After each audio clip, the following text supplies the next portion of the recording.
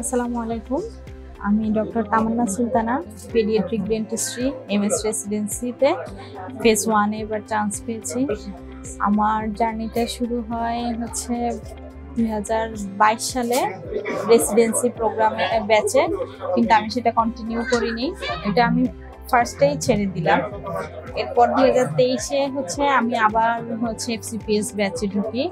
FCPS ব্যাচে ঢোকার পরে ওখানে মোটামুটি কোনোভাবে ব্যাচটা শেষ করি। এরপরে আমার রিয়েল জার্নি শুরু হয়।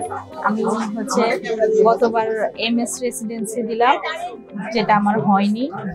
এরপরে আমার হার্ড ওয়ার্কিং আরো বেশি বেড়ে গিয়েছে।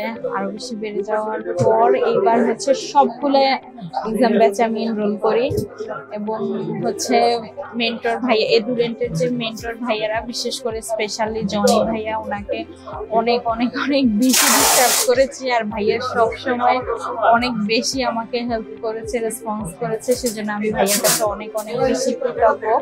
সবাই ভালো থাকবেন এবং সবাই আমার আগামী পথ চলার জন্য দোয়া করবেন। আসসালামু আলাইকুম।